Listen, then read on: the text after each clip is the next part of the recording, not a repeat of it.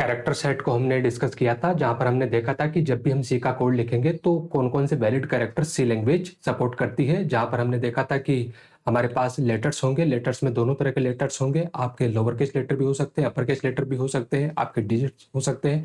Digit के अलावा जो भी आपके वाइट स्पेस कैरेक्टर्स हैं उनको हम इंक्लूड करेंगे, और जितने भी स्पेशल सिंबल्स होते हैं उनको हम इंक्लूड करते हैं। अब हम बात करेंगे टोकन की।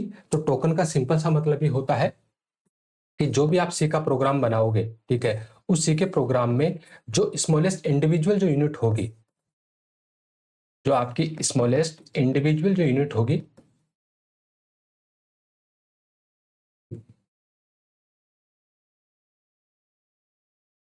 आपकी स्मॉलेस्ट इंडिविजुअल यूनिट होगी जिसको आपका कंपाइलर समझ सके, जिसको कंपाइलर समझ सके, उसको हम क्या बोलते हैं, यहां पर टोकन बोलते हैं। सपोज करो आपने यहां पर सी का कोड लिखा है, मान के चलो इस फाइल को नाम दिया आपने डेमो डॉट सी। अब जब डेमो डॉट सी को आप कंपाइल करोगे, जब आप इसको कंपाइल करोगे तो जो आपका कंपाइलर है वो इसको क्या करेगा, छोटे छोटे पीस में डिवाइड करेगा, और वो जो छोटे छोटे पीस होंगे उनका इंडिविजुअल अपना क्या होगा, मीनिंग होगा। और इन छोटे छोटे पीसेस को हम क्या बोलेंगे, यहाँ पर टोकन बोलेंगे। क्या बोलेंगे इनको हम, यहाँ पर टोकन बोलेंगे। और कंपाइलर की जिस फेज में ये काम होता है, ठीक है, उस फेज को हम बोलते हैं, क्योंकि कंपाइलेशन प्रोसेस आपका बहुत सारी फेजेस में होता है, तो कंपाइलर की जिस फेज में काम होता है उसको हम बोलते हैं लेक्सिकल एनालिसिस। ये सवाल कई बार एग्जाम में सीधा सीधा पूछा जाता है कि टोकन को रिजोल्व करने वाला काम कंपाइलर के कौन से फेज में होता है, तो कौन से फेज में होता है, लेक्सिकल एनालिसिस में। और जो लेक्सिकल एनालिसिस होता है वो आपके कंपाइलर का फर्स्ट पेज होता है।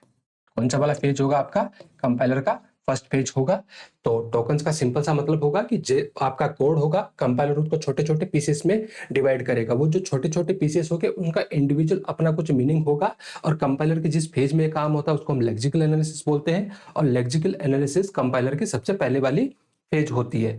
तो देखो टोकन के रिगार्डिंग लिखा है कि the smallest individual meaningful unit of a program that the compiler understand.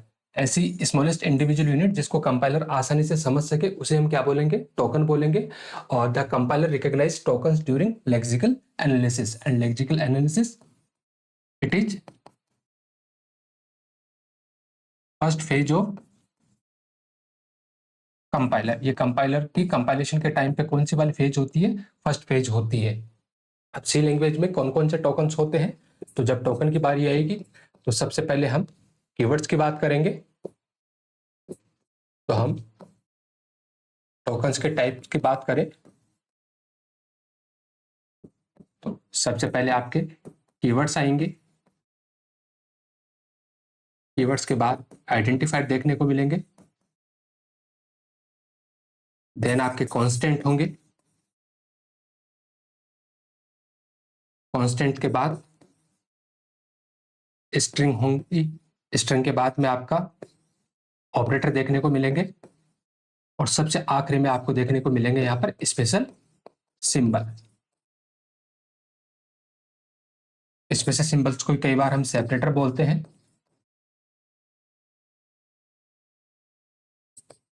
और इन्हीं को कई बार हम पंक्चुएशन मार्क भी बोल देते हैं। पंक्चुएशन मार्क एक ही बात होती है, नाम ही सिर्फ अलग अलग होता है। एक चीज जरूर ध्यान रखना कि जो आपके वेरिएबल होते हैं, वेरिएबल डायरेक्टली आपके टोकन का रोल प्ले नहीं करते। वेरिएबल, या मैं यूं कहूं कि जो आपके वेरिएबल होते हैं वो डायरेक्टली टोकन में नहीं आते, क्योंकि वेरिएबल का जो नाम होता है वो अपने आप में क्या होता है, एक आइडेंटिफायर होता है। अपने आप में क्या होगा, एक आइडेंटिफायर होगा। और आइडेंटिफायर को हमने ऑलरेडी यहाँ पर इंक्लूड कर लिया है। तो कोई आपसे ये पूछे कि क्या वेरिएबल टोकन होता है, तो आपका जवाब होगा नहीं, वेरिएबल डायरेक्टली टोकन का रोल प्ले नहीं करता। हाँ, वेरिएबल का जो नाम होता है वो क्या होता है, आइडेंटिफायर। और आइडेंटिफायर हमारे पास क्या होता है, यहाँ पर टोकन्स होता है। एक बार इन टोकन्स को हम डिस्कस कर लेंगे, उसके बाद हम देखेंगे कि जब भी हमें कोई कोड गिवन होगा, उस गिवन कोड में हम किस तरीके से नंबर ऑफ टोकन्स आइडेंटिफाई कर सकते हैं। तो जब भी टोकन्स की बात आएगी तो सी लैंग्वेज में टोटल कितने टोकन, 6 तरह के टोकन हमें देखने को मिलेंगे। आपका कीवर्ड्स होगा, आइडेंटिफायर होगा, आपका कांस्टेंट होगा, स्ट्रिंग होगा, ऑपरेटर होगा, और जितने भी स्पेशल सिंबल्स हैं वो यहाँ पर आएंगे, जिनको हम सेपरेटर भी बोलते हैं और उनको हम पंक्चुएशन मार्क भी बोलते हैं। अब वन बाय वन करके इनको डिस्कस करते हैं। तो सबसे पहली बात, कीवर्ड्स क्या है कि देखो कोई भी प्रोग्रामिंग लैंग्वेज हो, कोई भी आपकी प्रोग्रामिंग लैंग्वेज हो, उस प्रोग्रामिंग लैंग्वेज में कुछ वर्ड्स ऐसे होते हैं जिनका जो मीनिंग होता है वो पहले से तय किया जाता है। कुछ वर्ड्स ऐसे होंगे जिनका मीनिंग पहले से तय किया जाता है, और जिनका मीनिंग पहले से तय किया जाता है, या यूं कहूं कि जिनका मीनिंग पहले से क्या होता है, फिक्स होता है, उन्हीं को हम क्या बोलते हैं यहाँ पर, कीवर्ड्स बोलते हैं। अब चूंकि इनका मीनिंग पहले से तय है, फिक्स है, तो इनको कई बार हम क्या बोल देते हैं, रिजर्व वर्ड भी बोल देते हैं।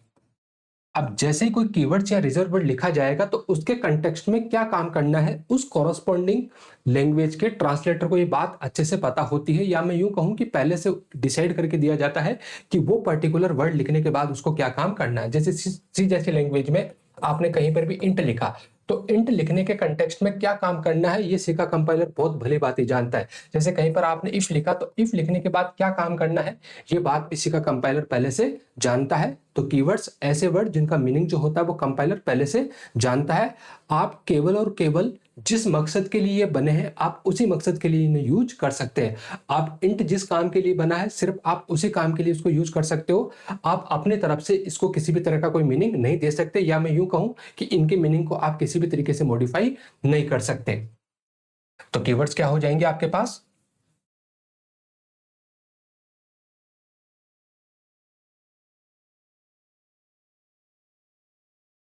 तो keywords are those word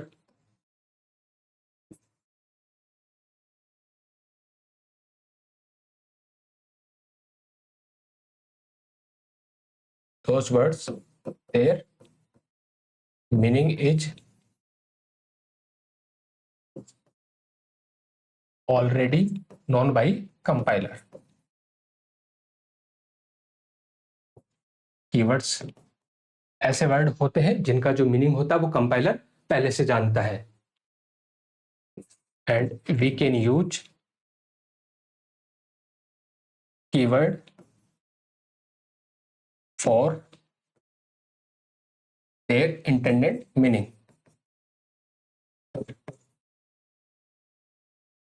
intended meaning का मतलब होता है कि जिस काम के लिए वो बना है सिर्फ हम उसी काम के लिए उसको क्या कर सकते हैं, यूज कर सकते हैं। इसके अलावा कुछ और बातें हैं कि जितने भी कीवर्ड्स होते हैं वो हमेशा स्मॉल लेटर में लिखे जाते हैं। तो इन C keywords are written in small letter. जितने भी सी में कीवर्ड्स होंगे वो सारे के सारे स्मॉल लेटर में लिखे जाएंगे। कीवर्ड्स का जो मीनिंग होता है वो फिक्स होता है। मीनिंग ऑफ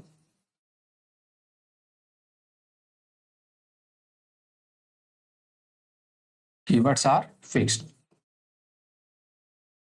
एंड इनको कई बार हम रिजर्व वर्ड भी बोलते हैं। तो हम लिख सकते हैं कि the keywords are also known as reserve word।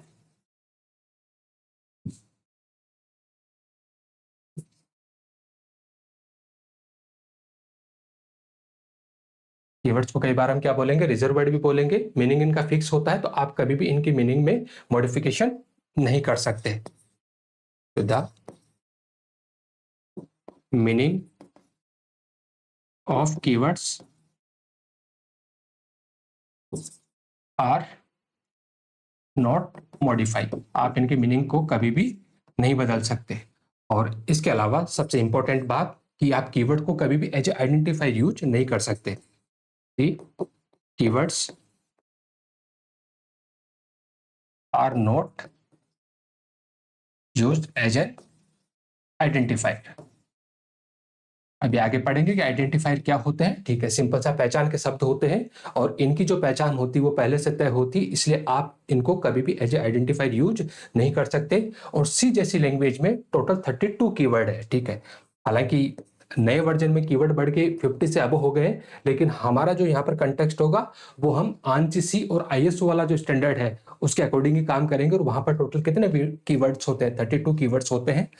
तो इन आंची सी, और आंची सी को हम क्या बोलते हैं, कई बार सी 89 एंड आईएसओ सी जिसको हम बोलते हैं C90। देयर आर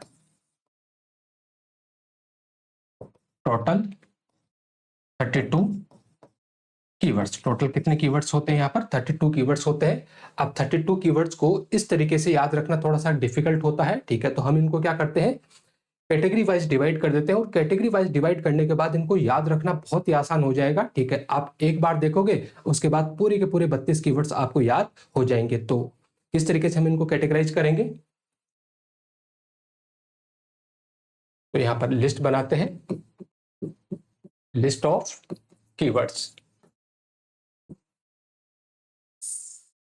देखो, सबसे पहले हम इनको प्रिमिटिव डेटा टाइप के अकॉर्डिंग अरेंज कर लेते हैं, तो लिख लेते हैं related to primitive data type. Primitive data type, और प्रिमिटिव डेटा टाइप को हम क्या बोलते हैं यहाँ पर, बिल्ट इन डेटा टाइप भी बोल देते हैं, प्रीडिफाइंड डेटा टाइप भी बोल देते हैं, बात एक ही है। उसके बाद जो दूसरा कॉलम होगा वो हम बना लेते हैं related to non primitive data type. Non primitive data type, और नॉन प्रिमिटिव डेटा टाइप को हम क्या बोल देते हैं, यूजर डिफाइंड डेटा टाइप। इसके अलावा कंट्रोल स्टेटमेंट से रिलेटेड कीवर्ड होंगे, तो रिलेटेड टू कंट्रोल स्टेटमेंट। कुछ कीवर्ड्स ऐसे होंगे जो स्टोरेज क्लासेस से बिलोंग करेंगे, तो रिलेटेड टू स्टोरेज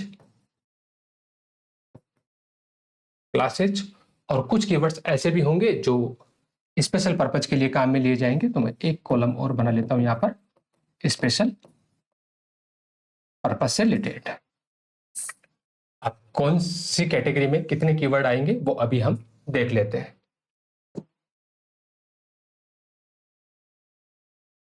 देखो, प्रिमिटिव डेटा टाइप से रिलेटेड बात करेंगे तो आपका कैर हो जाएगा, इंट हो जाएगा, फ्लोट होगा, डबल। इसके बाद क्वालिफायर की बात करें तो शॉर्ट हो जाएगा, लॉन्ग, देन आपका साइंड हो जाएगा, अनसाइंड हो जाएगा, और जिसका कोई डेटा टाइप नहीं होता वो वॉइड आपका होता ही है। तो char, int, float, double, short, long, signed, unsigned और वॉइड।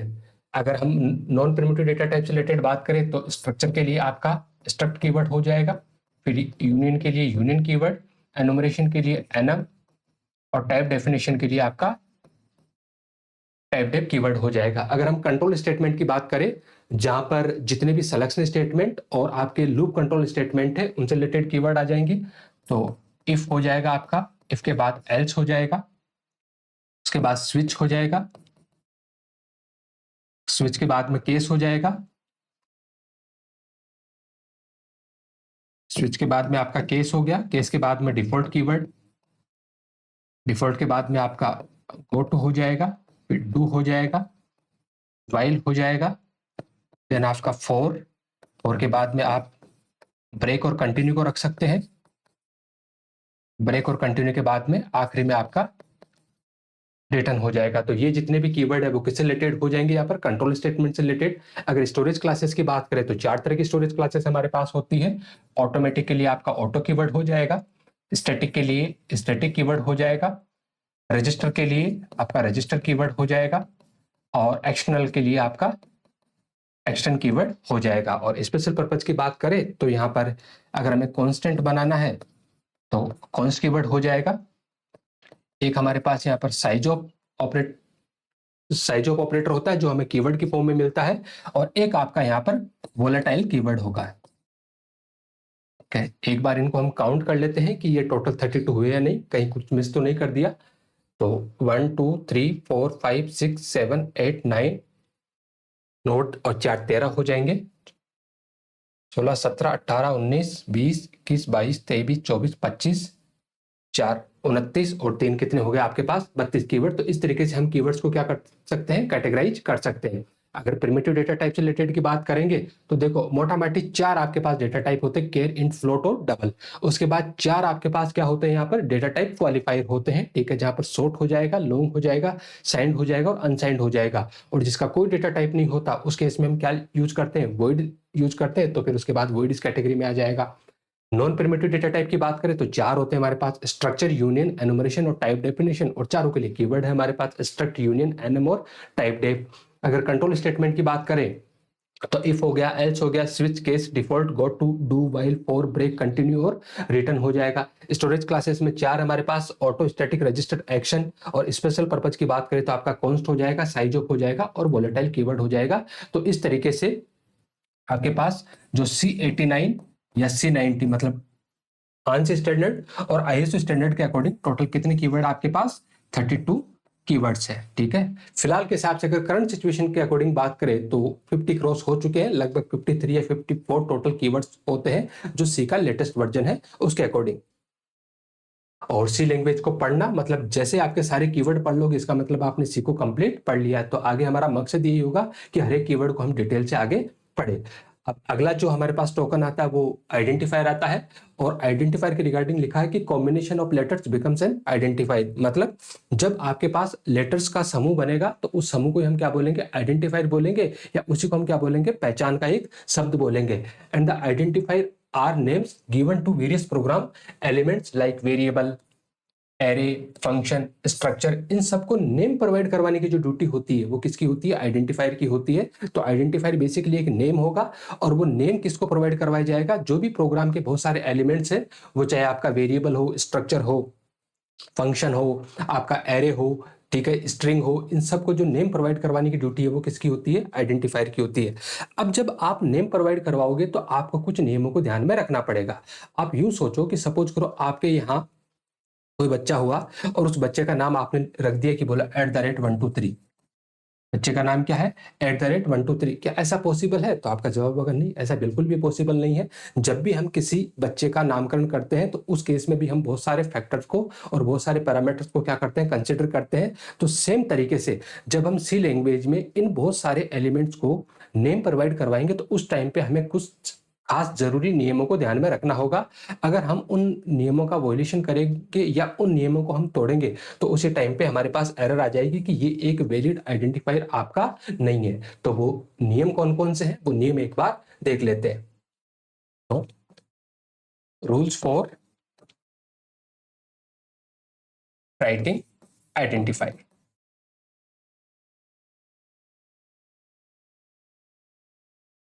ठीक है, देखो सबसे पहला जो रूल है वो ये है कि first letter must be alphabet और अंडरस्कोर। ठीक है, उम्मीद है आपको इसमें कोई दिक्कत नहीं जाती होगी। जैसे आपने लिखा है इस तरीके से और आपने लिखा है इस तरीके से, तो जो बॉटम साइड में होता है उसको हम बोलते हैं अंडरस्कोर, और जो मिडिल में होता है उसको हम बोलते हैं हाइपन वाला सिंबल या माइनस वाला सिंबल। तो यहाँ पर किसकी बात हो रही है, अंडरस्कोर की बात हो रही है। तो पहला रूल आपका ये है कि जो आपका जो भी आप आइडेंटिफायर लिखोगे उस आइडेंटिफायर का जो पहला लेटर होगा या तो वो क्या हो सकता है अल्फाबेट, या फिर वो क्या हो सकता है आपका आइडेंटिफायर हो सकता है। अब जब अल्फाबेट की बात आएगी तो अल्फाबेट में वो अपर केस भी हो सकता है और वो आपका लोअर केस भी हो सकता है। मतलब आप अपर केस में A to Z में से किसी को यूज कर सकते हो और लोअर केस में आप A to Z में से किसी को यूज कर सकते हैं। तो मैं यूं कहूं कि जब भी आप कोई आइडेंटिफायर लिखोगे उस आइडेंटिफायर को लिखने के लिए जो पहला कैरेक्टर होगा, ठीक है, वो 53 कैरेक्टर्स में से कोई एक होगा। क्योंकि अपर केस की बात करें तो 26 ये हो जाएंगे और 26 ये हो जाएंगे और एक आपका अंडरस्कोर हो जाएगा। मतलब आपके पास पहला कैरेक्टर डिसाइड करने की टोटल कितनी संभावनाएं हैं, 53 संभावनाएं हैं। तो पहला लेटर होगा या तो वो अल्फाबेट या फिर अंडरस्कोर। हाँ, एक बार आपका पहला लेटर एक बार डिसाइड हो गया उसके बाद आप सेकंड लेटर से आप कॉम्बिनेशन का यूज कर सकते हो। फ्रॉम सेकंड कैरेक्टर या सेकंड लेटर लिख लीजिए, from second letter onwards any combination of any combination of alphabet digits and underscore is allowed. Underscore is allowed. क्या बात लिखी है यहाँ पर कि पहला कैरेक्टर तो तय हो गया, उसके बाद सेकंड कैरेक्टर से आप अल्फाबेट डिजिट और अंडरस्कोर इनमें से किसी के भी कॉम्बिनेशन का आप यूज कर सकते हो। और डिजिट्स की जब बात आएगी तो डिजिट्स में आप किसको यूज करोगे, 0 से लेके 9 तक के डिजिट्स को भी आप यूज कर सकते हो। हाँ, ये आपका पहला लेटर नहीं हो सकता डिजिट, लेकिन सेकंड कैरेक्टर के बाद में आप इनके कॉम्बिनेशन का यूज कर सकते हो। अंडरस्कोर भी अलाउड है, इसका मतलब है कि आप अंडरस्कोर को भी कई बार क्या कर सकते हो, आइडेंटिफायर के नेम में आप यूज कर सकते हो। अगला जो रूल है वो रूल ये कहता है, अगला रूल आपका कहता है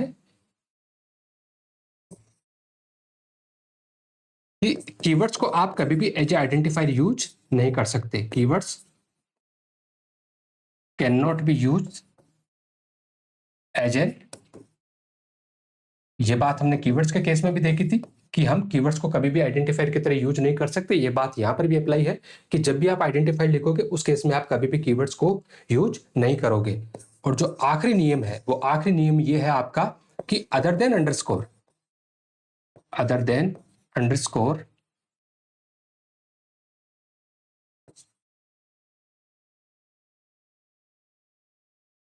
no any other special symbols is allowed.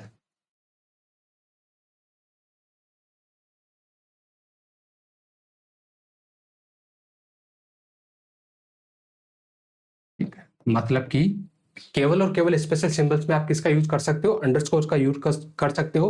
Underscore के अलावा आप और किसी भी अदर स्पेशल सिंबल्स का यूज नहीं कर सकते। तो ये 4 नियमों को अगर आप ध्यान में रखोगे तो आपका जो आइडेंटिफायर होगा वो हमेशा कैसा होगा, एक वैलिड आइडेंटिफायर ही होगा।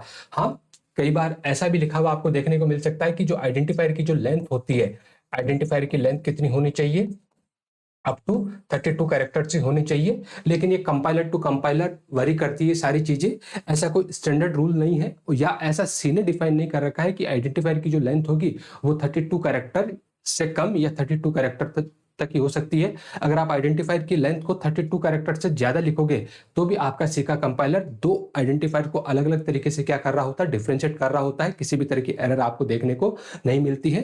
तो ये नॉन स्टैंडर्ड रूल्स है, इनकी तरफ अपने को नहीं जाना चाहिए। तो इन 4 नियमों को ध्यान रखेंगे तो उसके बाद जो आइडेंटिफायर होगा वो हमेशा कैसा होगा, हमारा एक वैलिड आइडेंटिफायर देखने को मिलेगा। अब कुछ लिस्ट है हमारे पास, इस लिस्ट में से हमें ये चेक करना है कि कौन सा हमारा वैलिड आइडेंटिफायर है और कौन सा हमारा इनवैलिड आइडेंटिफायर है। चारों नियमों को ध्यान में रखेंगे और चारों नियमों को ध्यान में रखने के बाद हम आसानी से बता सकते हैं कि कौन सा वैलिड है और कौन सा इनवैलिड है। पहला आइडेंटिफायर लिखा है टोटल अंडरस्कोर सम।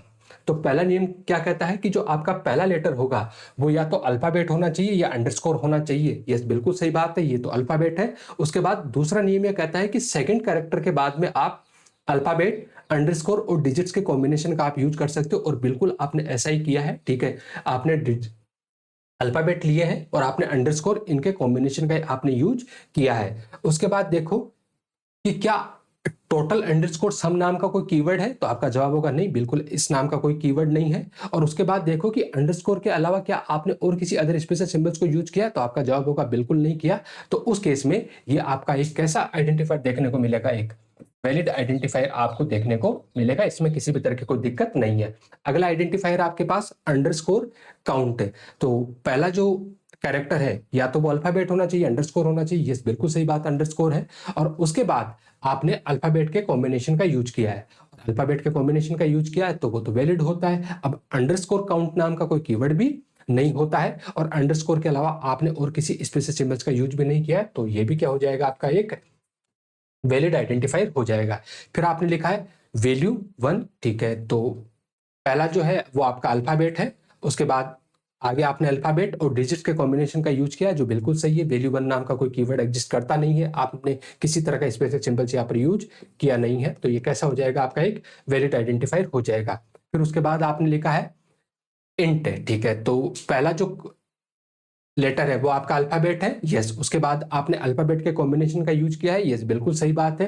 क्या देखो इंट नाम का कोई कीवर्ड एग्जिस्ट करता है क्या, तो आपका जवाब होगा यस, बिल्कुल इंट नाम का तो कीवर्ड यहाँ पर एग्जिस्ट एग्जिस्ट करता है और कीवर्ड्स को आप कभी भी एज ए आइडेंटिफायर यूज नहीं कर सकते। तो ये इंट कीवर्ड होने की वजह से ये कैसा हो जाएगा, आपका एक इनवैलिड आइडेंटिफायर हो जाएगा। उसके बाद वन और वैल्यू हमने साफ साफ लिखा हुआ है कि जो पहला कैरेक्टर होगा वो या तो अल्फाबेट होगा या अंडरस्कोर होगा, आप डिजिट से स्टार्ट नहीं कर सकते, तो इसलिए ये आपका एक इनवैलिड आइडेंटिफायर हो जाएगा।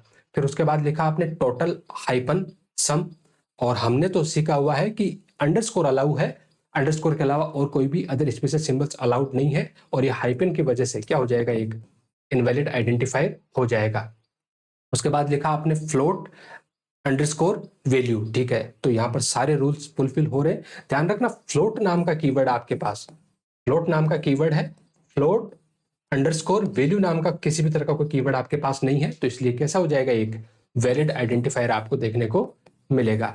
फिर आपने लिखा है यहां पर मैन, तो चूंकि सी में मैन तो क्या होता है, फंक्शन का नाम होता है, ठीक है, और ध्यान रखना फंक्शन का जो नाम है, ठीक है, उसको आप एज ए आइडेंटिफायर यूज कर सकते हो, ठीक है। यहाँ पर जो रेस्ट्रिक्शन है वो रेस्ट्रिक्शन केवल और केवल किसको लेके है, आपके जो कीवर्ड्स है उनको लेके है कि आप कीवर्ड्स को कभी भी एज आइडेंटिफायर यूज नहीं कर सकते, जबकि जितने भी फंक्शन का नेम है आप उनको एज आइडेंटिफायर यूज कर सकते हो, करना नहीं चाहिए, ठीक है। रिकमेंडेशन यही होता है कि यहाँ से कॉन्फ्लिक्ट होगा कि मैन नाम का फंक्शन भी है, आपने मैन नाम का कोई आइडेंटिफायर भी बना दिया, तो ऐसा करने से बचना चाहिए। लेकिन अगर आइडेंटिफायर के अकॉर्डिंग बात की जाए तो man is a valid identifier, इसमें किसी भी तरह की कोई प्रॉब्लम नहीं है। उसके बाद प्रिंटफ, अगेन हमें पता है कि प्रिंटफ एक फंक्शन होता है सी में, लेकिन आप उसको भी एज आइडेंटिफायर यूज कर सकते हो, किसी भी तरह की कोई बाउंडेशन नहीं है। उसके बाद आपने लिखा है अंडरस्कोर, ठीक है, तो क्या अंडरस्कोर नाम का आइडेंटिफायर अलाउ होता है, तो नियमों की तरफ जाइए। नियम क्या कहते हैं कि जो आपका पहला कैरेक्टर होगा, ठीक है, वो या तो अंडरस्कोर होना चाहिए या अल्फाबेट होना चाहिए, बिल्कुल सही बात, अंडरस्कोर है। फिर उसके बाद लिखा है कि सेकंड कैरेक्टर से आप अंडरस्कोर अल्फाबेट और डिजिट्स के कॉम्बिनेशन का आप यूज कर सकते हो। अब कॉम्बिनेशन होगा तो यूज करोगे, अगर कॉम्बिनेशन नहीं है तो आप किसको यूज करोगे, तो कोई प्रॉब्लम नहीं है, ठीक है। ये सिंगल अंडरस्कोर भी यहाँ पर क्या होगा, एक वैलिड आइडेंटिफायर होगा। क्या ऐसा करना चाहिए, नहीं, ऐसा करने से बचना चाहिए, ठीक है। आपको इस तरीके से नहीं लिखना चाहिए, लेकिन हाँ अगर आपने लिखा है और सवाल ऐसा आता है कि सिंगल अंडरस्कोर है, क्या वो एक वैलिड आइडेंटिफायर है, तो आपका जवाब होगा यस, वो एक वैलिड आइडेंटिफायर है। उसके बाद आपको यहाँ क्लियरली नहीं दिख रहा होगा, लेकिन पहले अंडरस्कोर है, उसके बाद अंडरस्कोर है, और फिर लिखा हुआ है डेटा। यस ऑफ कोर्स ये भी अलाउ है, किसी भी तरह की कोई दिक्कत नहीं है, क्योंकि आपका जो पहला लेटर होगा वो अंडरस्कोर होगा, और सेकंड लेटर से आप अंडरस्कोर डिजिट्स और अल्फाबेट के कॉम्बिनेशन का यूज कर सकते हो। यस आपने अल्फाबेट वो सॉरी अंडरस्कोर वापस से लिख लिया तो कोई प्रॉब्लम नहीं है, ये भी आपका एक वैलिड आइडेंटिफायर होगा। उसके बाद वाइल, बाकी सब कुछ तो ठीक है, लेकिन वाइल नाम का कीवर्ड सी में एग्जिस्ट करता है, इसलिए क्या हो जाएगा, ये एक इनवैलिड आइडेंटिफायर हो जाएगा, ठीक है। आगे चलते हैं, सम के बाद लिखा है डॉलर। हमें पता है कि अंडरस्कोर के अलावा और आप किसी भी अदर स्पेशल सिंबल्स का यूज नहीं कर सकते, इसकी वजह से क्या हो जाएगा, एक इनवैलिड आइडेंटिफायर हो जाएगा। फिर आपने लिखा है ए स्पेस बी, और स्पेस कभी भी अलाउ नहीं होता है, ठीक है, क्योंकि स्पेशल सिंबल्स की बात जब भी आएगी तो वो हमेशा केवल और केवल किसकी आएगी, अंडरस्कोर की आएगी। स्पेस यहाँ पर अलाउ नहीं है, आइडेंटिफायर को आप इस तरीके से सेपरेट नहीं कर सकते, ठीक है। क्यों नहीं कर सकते, जब अपन टोकन काउंट करेंगे तब आपको ये बात समझ में आएगी, ठीक है, कि स्पेस को कंपाइलर क्या कर देता है, इग्नोर कर देता है, जब वो इसको पहले वाले फेज में लेक्सिकल एनालिसिस फेज में तोड़ रहा होता है उस टाइम पे, तो जब इग्नोर कर देगा तो उस केस में ये क्या बन जाएगा, आपका ए बी बन जाएगा, और इसको दो अलग अलग आइडेंटिफायर की तरह वो क्या करेगा, ट्रीट करेगा, इसलिए कैसा होता है, एक इनवैलिड आइडेंटिफायर होगा। कैर, बाकी सब तो ठीक है, लेकिन कैर नाम का कीवर्ड आपके पास एग्जिस्ट करता है, इसलिए क्या हो जाएगा, एक इनवैलिड आइडेंटिफायर हो जाएगा। उसके बाद आपने लिखा है डेटा @123, बाकी सब तो ठीक था, लेकिन @ यहाँ पर अलाउ नहीं है, इसकी वजह से क्या हो जाएगा, आपका इनवैलिड आइडेंटिफायर हो जाएगा। फिर आपने लिखा वैल्यू _123, यस बिल्कुल सही बात है, कोई दिक्कत नहीं है, ये एक आपका वैलिड आइडेंटिफायर होगा। फिर आपने लिखा है _9 और उसके बाद नंबर लिखा है, यस कोई प्रॉब्लम नहीं है। पहला जो कैरेक्टर है वो क्या है आपका, अंडरस्कोर या अल्फाबेट, यस अंडरस्कोर है। सेकंड कैरेक्टर से आप डिजिट्स, अल्फाबेट और अंडरस्कोर के कॉम्बिनेशन का यूज कर सकते हो, ऐसा ही आपने किया है, तो इसलिए क्या हो जाएगा, आपका एक वैलिड आइडेंटिफायर हो जाएगा। उसके बाद 9 अंडरस्कोर नंबर, यस शुरुआत आपने किससे की है, 9 से, जो डिजिट है वो अलाउ नहीं है, तो ये कैसा हो जाएगा, आपके पास एक इनवैलिड आइडेंटिफायर हो जाएगा। फिर आपने लिखा है टोटल सम, ठीक है, अब आप कैपिटल में लिखो स्मॉल में लिखो, इस बात से कोई फर्क नहीं पड़ता है, तो ये कैसा हो जाएगा, आपका एक वैलिड आइडेंटिफायर हो जाएगा। फिर आपने टोटल सम लिखा है, ठीक है, तो ध्यान रखना सी एक केस सेंसिटिव लैंग्वेज है, और सी जब केस सेंसिटिव लैंग्वेज है तो वहां पर स्मॉल और कैपिटल दोनों को अलग अलग तरीके से डिफरेंशिएट किया जाता है। तो again is a valid identifier. उसके बाद लिखा सम हैश वैल्यू, हैश एक स्पेशल सिंबल्स है जो अलाउड नहीं है, और हैश की वजह से क्या हो जाएगा, एक ये इनवैलिड आइडेंटिफायर हो जाएगा। उसके बाद आपने लिखा है लॉन्ग इंट। ध्यान रखना सी में लॉन्ग एक कीवर्ड है, इंट एक कीवर्ड है, लेकिन लॉन्ग इंट नाम का कोई कीवर्ड एग्जिस्ट नहीं करता है, ठीक है। लॉन्ग कीवर्ड है, इंट कीवर्ड है, लेकिन लॉन्ग इंट नाम का कोई कीवर्ड एग्जिस्ट नहीं करता है, तो इसकी वजह से क्या हो जाएगा, आपका एक वैलिड आइडेंटिफायर हो जाएगा। फिर आपने लिखा लॉन्ग स्पेस इंट, ठीक है, तो यहाँ तो वैसे भी स्पेस की वजह से क्या हो जाएगा, एक ये इनवैलिड आइडेंटिफायर हो जाएगा। वैसे लॉन्ग भी एक कीवर्ड है, इंट भी एक कीवर्ड है, तो ये एक इनवैलिड आइडेंटिफायर हो जाएगा। बहुत सारे एग्जांपल्स अपन ने कर लिए, ठीक है। तो अब भले किसी भी टाइप का कोई सवाल आए वैलिड और इनवैलिड आइडेंटिफायर को लेके, किसी भी तरह की कोई दिक्कत आपको नहीं जानी चाहिए। उसके बाद अगला जो टोकन आता है वो आता है हमारे पास कांस्टेंट, और कांस्टेंट का सिंपल सा मतलब होता है एक ऐसी वैल्यू जो during execution of the program उसमें किसी भी तरह का कोई चेंजेस या मॉडिफिकेशन ना हो, उसको हम क्या बोलते हैं, कांस्टेंट बोलते हैं। एक बारीकी में आपको समझाता हूं कि अक्सर स्टूडेंट का इस बात में कंफ्यूजन रहता है कि एक वर्ड आपको देखने को मिलता है कांस्टेंट, और दूसरा वर्ड आपको देखने को मिलता है यहां पर लिटरल्स, ठीक है। इन दोनों में क्या डिफरेंस होता है, ठीक है। तो सिंपल सी बात ये होती है कि कांस्टेंट जो होता है, ठीक है, वो एक ऐसा आइडेंटिफायर होता है, ऐसा आइडेंटिफायर होता है जिसको मॉडिफाई नहीं किया जा सकता, जिसको मॉडिफाई नहीं किया जा सकता। जबकि लिटरल जो होती है वो डायरेक्ट वैल्यू होती है। लिटरल जो होती है वो क्या होती है, आपकी डायरेक्ट वैल्यू होती है, ठीक है, और उसको आप मॉडिफाई नहीं कर सकते। जैसे थोड़ा सा कंटेक्स्ट से हटके बात कर रहे हैं, नहीं समझ में आया तो इग्नोर कर देना, कोई दिक्कत नहीं है। जैसे आपने लिखा ए असाइन 22, और मान के चलो ये वेरिएबल आपने इस तरीके से बनाया है, ठीक है। तो यहां पर जो ये 22 है, इस 22 को आप क्या बोलोगे, लिटरल। 22 को क्या बोलोगे, लिटरल, और इस ए को क्या बोलोगे आप, वेरिएबल। और वेरिएबल का तो स्वभाव ही ऐसा होता है कि इसकी वैल्यू को आप चेंजेस कर सकते हो। अब आपने यहां पर लिखा कॉन्स्ट इंट बी असाइन 22, तो अगेन 22 तो ये आपका यहां पर क्या हो जाएगा, लिटरल हो जाएगा। लेकिन इस बार जो बी है, इस बी को आप बोलोगे कांस्टेंट। इस बी को आप क्या बोलोगे, कांस्टेंट। कि एक ऐसा आइडेंटिफायर बनाया आपने जिसकी वैल्यू को आप क्या नहीं कर सकते, अपडेट नहीं कर सकते। तो ये थोड़ा सा माइनर सा डिफरेंस होता है। एक कांस्टेंट एक प्लेस होल्डर होता है, ठीक है, जिसको आप मॉडिफाई नहीं कर सकते। जबकि लिटल्स की जब भी बात आएगी तो वो क्या होती है, हमेशा डायरेक्ट वैल्यू होती है। तभी हम घुमा फिरा के इन दोनों को कलेक्टिवली हम एक जगह इस तरीके से लिखते हैं कि कांस्टेंट और लिटल कुछ एक ही चीज होती है।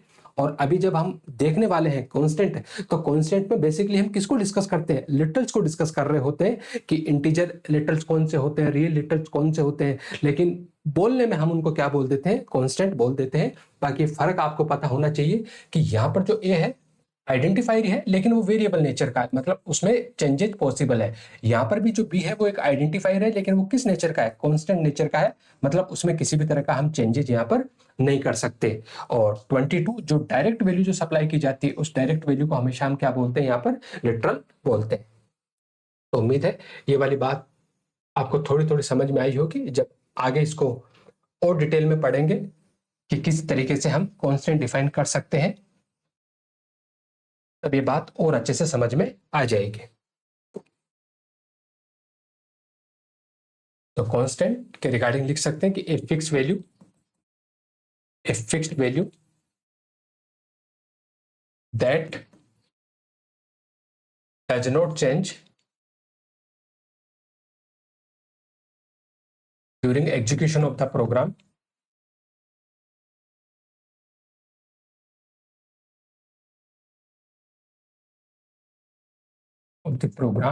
is called constant. एक ऐसी वैल्यू जो during execution of the program उसमें किसी भी तरह का कोई चेंजेस नहीं होता, उसको हम क्या बोलते हैं, कांस्टेंट बोलते हैं। अगर टाइप्स ऑफ कांस्टेंट की बात करें, तो टाइप्स ऑफ कांस्टेंट में सबसे पहले हमारे पास आते हैं यहाँ पर इंटीजर कांस्टेंट,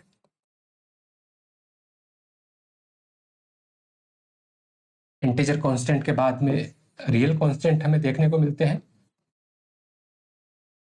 रियल कांस्टेंट के बाद हमारे पास यहाँ पर कैरेक्टर कांस्टेंट हमें देखने को मिलते हैं।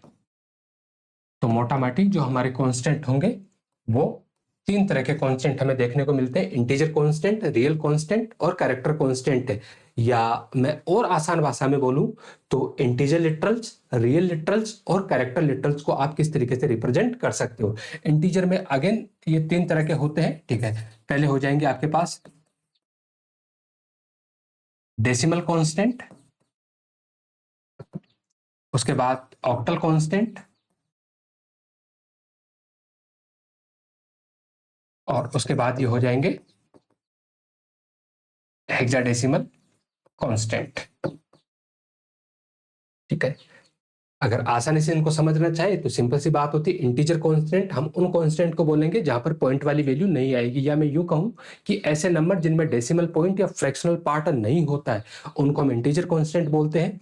ऐसे नंबर जिनमें डेसिमल पार्ट या फ्रैक्शनल वाला पार्ट होता है, पॉइंट वाली वैल्यू होती है, उनको हम क्या बोलेंगे, रियल कांस्टेंट बोलेंगे।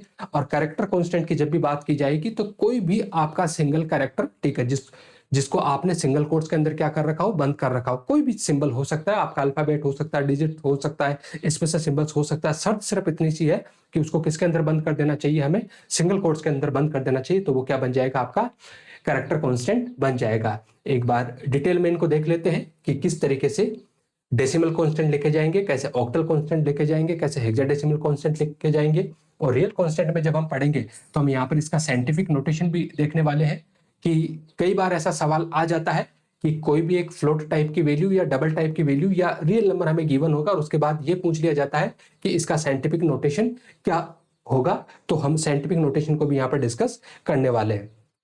तो इंटीजर कांस्टेंट की जब भी बात की जाएगी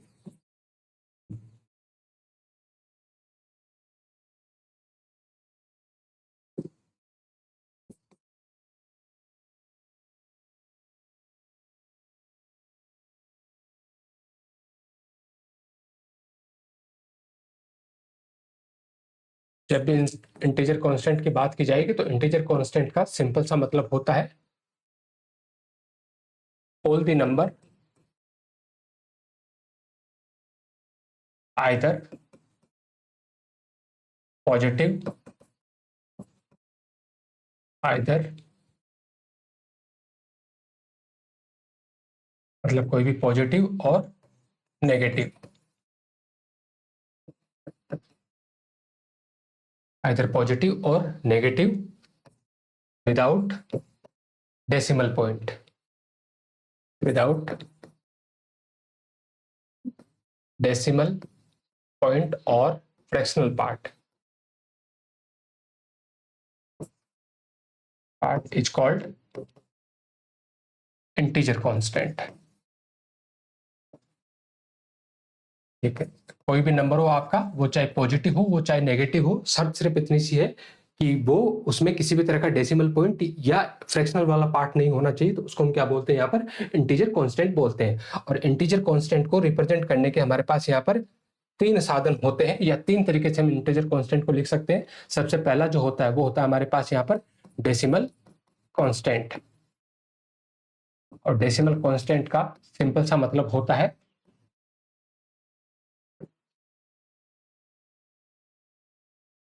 they are sequence of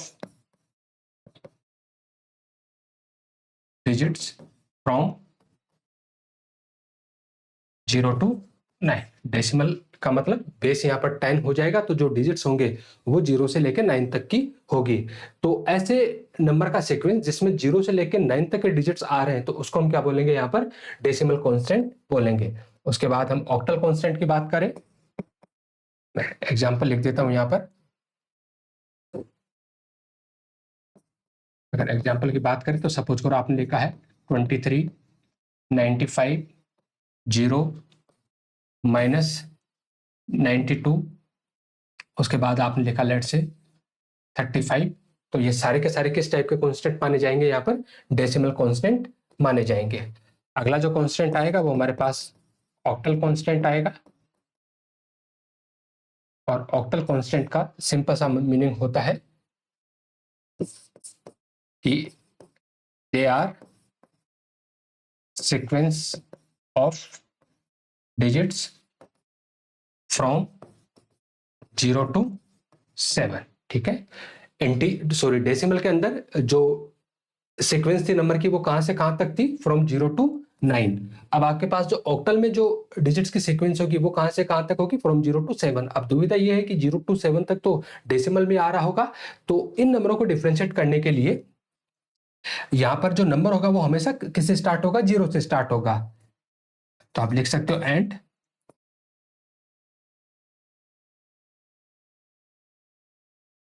number starts from 0, मतलब कि जो पहला जो आपका डिजिट्स होगा वो हमेशा क्या होगा, यहां पर 0 होगा। फॉर एग्जाम्पल आपने कुछ इस तरीके से लिख रखा है 0 7 2 1 0 5 2 6 0 1 2 3। तो ये सारे के सारे कैसे माने जाएंगे, यहाँ पर ऑक्टल कांस्टेंट माने जाएंगे, क्योंकि शुरुआत आपने किससे की है, 0 से। और किसी भी नंबर की शुरुआत अगर आपकी 0 से हो रही है, इसका मतलब है कि उस नंबर को किस तरीके से ट्रीट किया जाएगा, ऑक्टल की तरह ट्रीट किया जाएगा। अब मान के चलो आपने ऑक्टल आप लिख रहे थे और आपने लिखा 0285, ठीक है, तो क्या ये ऑक्टल माना जाएगा या फिर डेसिमल माना जाएगा, ठीक है। तो ध्यान रखना, इस टाइप की जो सिचुएशन होती है वो हमेशा क्या होती है, एरर होती है। किसी भी नंबर को जब आपने 0 से स्टार्ट किया तो इसका मतलब है कि आपने ये वचन दिया है कि वो नंबर कैसा होना चाहिए, ऑक्टल होना चाहिए। अब चूंकि आपने पहले से ये वचन दे दिया कि हमारा जो नंबर है वो किस में लिखा जा रहा है, ऑक्टल में लिखा जा रहा है, तो फिर आगे इस बात को श्योर करना आपकी रेस्पॉन्सिबिलिटी है कि जो डिजिट्स आए वो किस रेंज में आने चाहिए, 0 से लेकर 7 तक के रेंज में ही आने चाहिए, ठीक है। ऐसा नहीं है कि कोई बात नहीं 8 अगर आ गया तो फिर इसको किस में ट्रीट कर लेते हैं, हम डेसिमल में ट्रीट कर लेते हैं, ऐसा नहीं होगा। यह भावनाओं का गेम नहीं है। 0 से स्टार्ट किया मतलब नंबर केवल और केवल किस में होना चाहिए, ऑक्टल में होना चाहिए। और ऑक्टल में होने की शर्त यह है कि उसकी जो डिजिट्स की रेंज है वो 0 से लेकर 7 के बीच में होनी चाहिए। तो इस टाइप की सिचुएशन हमेशा क्या होती है, एरर होती है। आगे हम बात करते हैं इंटीजर कांस्टेंट में, तो हमारे पास हेक्साडेसिमल कांस्टेंट आएगा।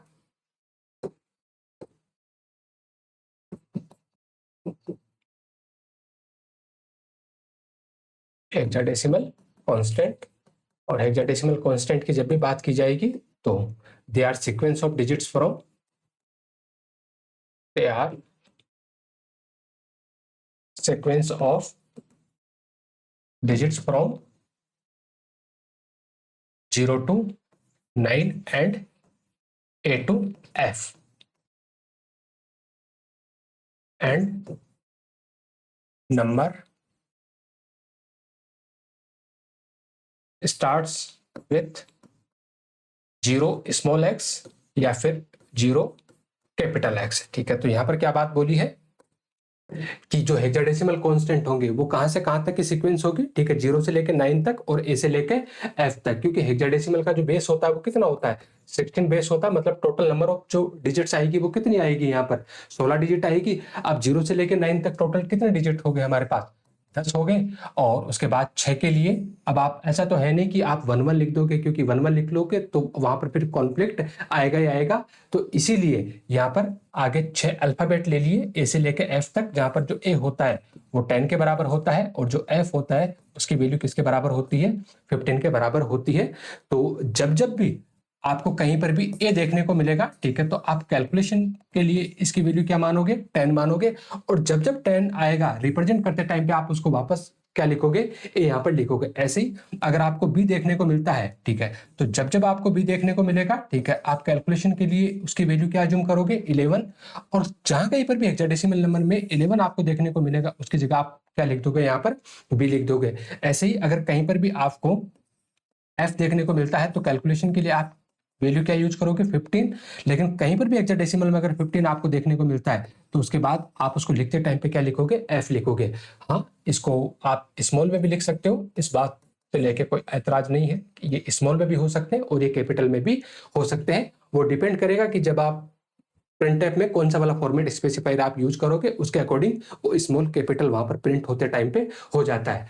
लेकिन स्टार्ट करते टाइम पे आपको क्या कमिटमेंट करना है, जीरो स्मॉल एक्स लिख सकते हो या जीरो फिर आप कैपिटल एक्स लिख सकते हो, और जीरो एक्स से कोई भी नंबर स्टार्ट होगा तो वो इस बात की श्योरिटी है कि जो नंबर लिखा जा रहा है वो किस में लिखा जा रहा है, आपका हेक्साडेसिमल में लिखा जा रहा है। नंबर किस में लिखा जा रहा है, आपका हेक्साडेसिमल में लिखा जा रहा है। जब आपने कुछ नहीं लिखा आगे, मतलब प्रीफिक्स आपने कुछ नहीं लिखा, तो इसका मतलब है कि वो डेसिमल कांस्टेंट है। अगर प्रीफिक्स आपने जीरो लिखा, इसका मतलब है कि वो ऑक्टल कांस्टेंट है या ऑक्टल नंबर की हम बात कर रहे हैं। और प्रीफिक्स अगर आपने जीरो एक्स लिखा, इसका मतलब है कि वो कैसा आपका हेक्साडेसिमल है। तो फॉर एग्जांपल अगर आप इस तरीके से कुछ लिखते हो, आपने लिखा 0x235, तो ये कैसा नंबर माना जाएगा, एक हेक्साडेसिमल नंबर माना जाएगा। आपने लिखा 0x AB290, तो ये कैसा नंबर माना जाएगा, आपका हेक्साडेसिमल नंबर माना जाएगा। तो ये जो कांस्टेंट थे आपके पास, ये आपके इंटीजर कांस्टेंट थे जो 3 तरह के होते हैं, डेसिमल, ऑक्टल और हेक्साडेसिमल। आगे हम बात करते हैं, इंटीजर कांस्टेंट हमारा हो चुका है। आगे हम बात करते हैं रियल कांस्टेंट की, और रियल कांस्टेंट का सिंपल सा मतलब है कि the number with decimal point. Integer की बात जब भी करेंगे तो वहां पर डेसिमल पॉइंट नहीं होगा और फ्रैक्शनल पार्ट नहीं होगा, is known as real constant. And real constant also known as floating point constant. आप रियल कांस्टेंट को क्या बोलते हो, यहाँ पर फ्लोटिंग पॉइंट कांस्टेंट भी आप बोलते हो, ठीक है। अब जो ये फ्लोटिंग पॉइंट वाला जो कंसेप्ट होता है, ठीक है, ये बड़ा इंटरेस्टिंग कंसेप्ट है, ठीक है, कि इसको फ्लोट ही क्यों बोला, ठीक है। जैसे सपोज करो आपने कोई नंबर लिखा है 234.97, ठीक है, तो क्या ये रियल नंबर है? यस, आपका जवाब होगा बिल्कुल ये रियल नंबर है, ठीक है, क्योंकि नंबर आपने लिखा है, ठीक है, जिसके पास डेसिमल पॉइंट या मानी फ्रैक्शन वाला पार्ट है, तो ये कैसा माना जाएगा, रियल कांस्टेंट माना जाएगा। और रियल कांस्टेंट को आप क्या बोलते हैं, यहाँ पर फ्लोटिंग पॉइंट नंबर बोलते हो। और फ्लोटिंग पॉइंट नंबर बोलने के पीछे रीजन ये होता है कि जो ये आपका पॉइंट होता है ना, इस पॉइंट को आप मूव करवा सकते हो। इस पॉइंट को आप क्या करवा सकते हो, यहाँ पर मूव करवा सकते हो, ठीक है। कि जैसे मान के चलो अभी ये यहाँ पर है, ठीक है, 4 और 9 के बीच में पॉइंट लगा हुआ है, ठीक है। आप इसको चाहो तो लेफ्ट में भी मूव करवा सकते हो और आप इसको चाहो तो राइट में भी मूव करवा सकते हो। और इस मूवमेंट की वजह से इसको क्या बोलते हैं, फ्लोट। तो फ्लोट का वैसे मतलब ही होता है कि आपका जो पॉइंट है वो क्या हो रहा है, यहाँ पर मूव हो रहा है, ठीक है। और जब हम साइंटिफिक नोटेशन देखते हैं तो वहां पर हम देखते हैं कि जो हमारा पॉइंट होता है उसको हम वहां पर मूव करवा सकते हैं। तो आपके जो रियल कांस्टेंट है उनको आप क्या बोल सकते हो, फ्लोटिंग पॉइंट कांस्टेंट भी बोल सकते हो। और इनको रिप्रेजेंट करने के लिए सी जैसी लैंग्वेज में आप दो कीवर्ड्स अभी अभी हमने देखे थे कि एक आपका फ्लोट होता है और दूसरा आपका डबल होता है, ठीक है। दोनों का काम होता है कि आप रियल कांस्टेंट को क्या करवा सको, रिप्रेजेंट करवा सको, ठीक है। हाँ, इनमें जो फर्क होता है वो प्रिसिशन का फर्क होता है, एक्यूरेसी का फर्क होता है, बाकी दोनों का काम एक समान होता है, एक जैसा होता है। तो एग्जाम्पल्स में हम लिख सकते हैं, ठीक है। मान के चलो आपने लिखा है 234.92 माइनस 17.26, उसके बाद आपने लिखा लेट से 0.0059। ये सारे के सारे किस टाइप के कॉन्स्टेंट माने जाएंगे, यहाँ पर रियल कॉन्स्टेंट माने जाएंगे। अब आगे लिखा है रियल कांस्टेंट के रिगार्डिंग कि the real constant can also be represented in scientific और एक्सपोनेंशियल नोटेशन।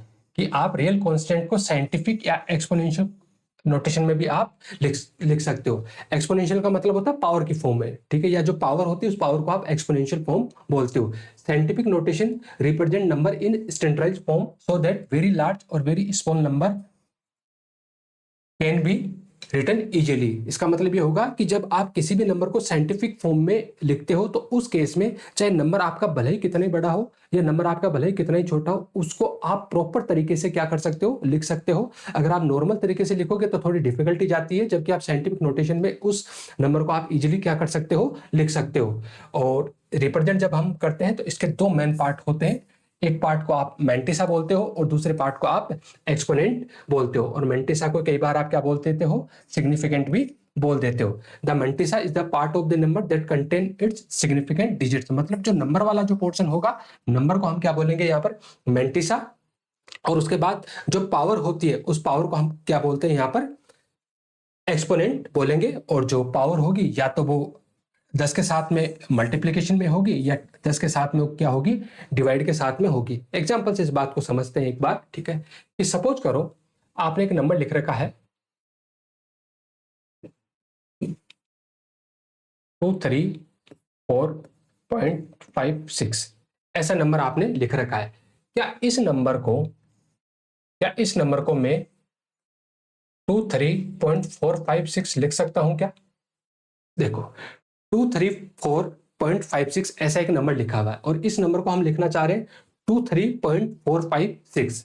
तो एग्जैक्टली हम क्या कर रहे हैं कि पहले नंबर था 234 पॉइंट समथिंग, अब हम इसको क्या कर रहे हैं 23 पॉइंट समथिंग। तो नंबर को छोटा कर रहे हैं कि बड़ा कर रहे हैं? तो आपका जवाब होगा कि हम नंबर को यहां पर छोटा कर रहे हैं।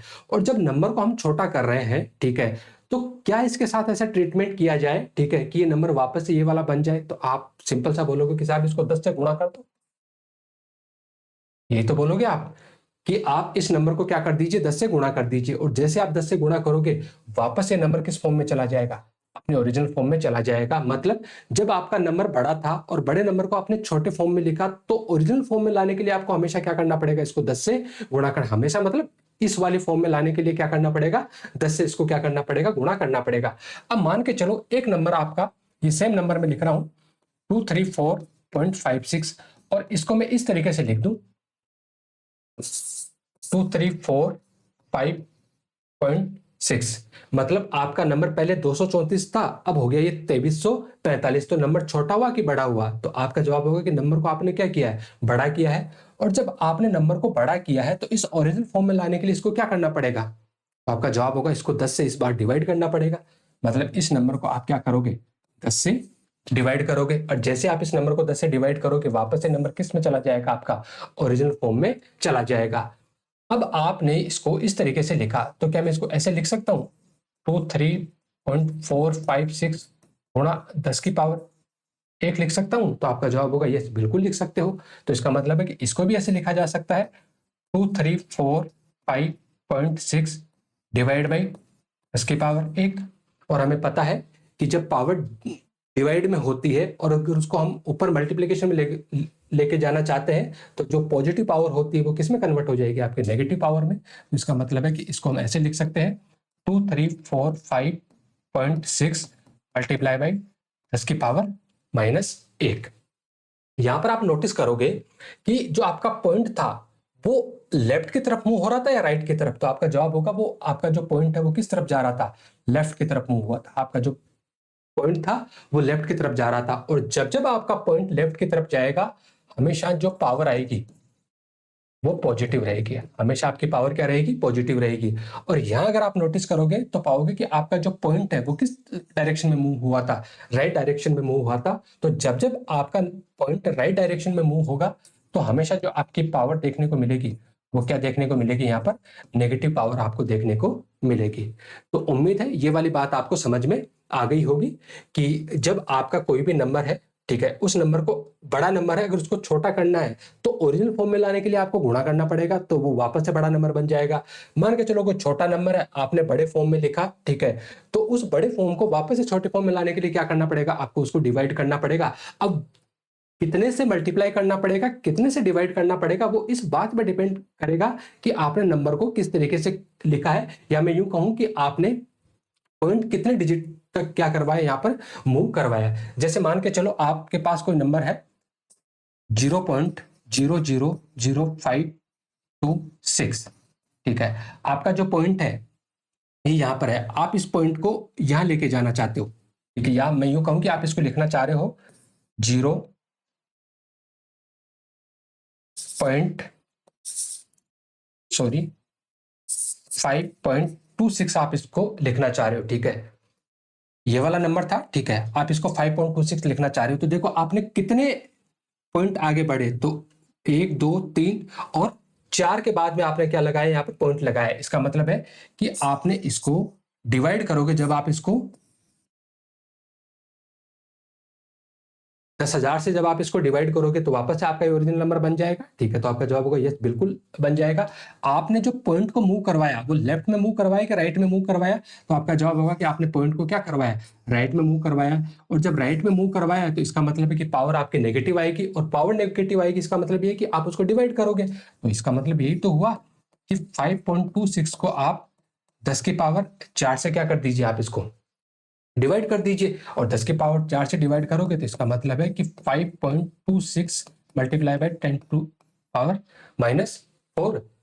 तो आप इस नंबर को इस तरीके से भी लिख सकते हो, ठीक है। और जैसे आप इस तरीके से लिखोगे, ये एग्जैक्टली आपकी क्या होती है, साइंटिफिक फॉर्म होती है मैथ्स में। अब इसको प्रोग्रामिंग की फॉर्म में जब आप लिखोगे, ठीक है, तो या मैं यूं कहूं कि जब आप इसको मैंटिसा और एक्सपोनेंट की फॉर्म में लिखोगे, तो इसको आपको लिखना पड़ेगा 5.26, और यहां पर जो गुणा होता है, ठीक है, मतलब मल्टीप्लाई बाई 10, इसको आप ई लिख देते हो, और जो पावर है वो आपकी क्या है यहाँ पर -4, और आमतौर पे इसको दो डिजिट में लिखा जाता है। तो इस तरीके से आप इसको लिख सकते हो। अब इस नंबर की बात करें, तो जो आपका 5.26 है, जो आपका 5.26 है, इसको आप बोलोगे मैंटिसा। क्या बोलोगे इसको आप, मैंटिसा। और जो -4 आपकी पावर है, ठीक है, इसको आप क्या बोलोगे यहाँ पर, एक्सपोनेंट। ठीक है, तो उम्मीद है ये वाली बात आपको समझ में आ गई होगी, ठीक है, कि किस तरीके से हम किसी भी गिवन नंबर को साइंटिफिक फॉर्म में लिख सकते हैं। बस इतना सा ध्यान रखना है कि जो पॉइंट है वो लेफ्ट में मूव करवा रहे हो कि राइट में मूव करवा रहे हो। जब लेफ्ट में मूव करवा रहे हो, ठीक है, तो जो पावर आएगी आपकी पॉजिटिव में आएगी। जितने कदम आप लेफ्ट में चले हो, उतनी 10 की पावर में लिख देना। और जब आपका जो पॉइंट है वो राइट साइड में अगर आप मूव करवा रहे हो, तो इसका मतलब है कि जो पावर आएगी आपकी वो हमेशा कैसी आएगी, नेगेटिव में आएगी। और जितने कदम आप राइट में चले हो, उतने आप 10 की पावर में नेगेटिव में लिख देना, तो आपको आपका ओरिजिनल नंबर मिल जाएगा। ठीक है, अब देखो, जो साइंटिफिक नोटेशन होता है एक्चुअल में वो इस तरीके का होता है किसी भी गिवन फ्लोटिंग पॉइंट नंबर का, जहां पर सबसे पहले आपके पास प्लस माइनस लिखा हुआ है। जो सबसे पहली बार आपके पास जो प्लस माइनस है, इसका मतलब है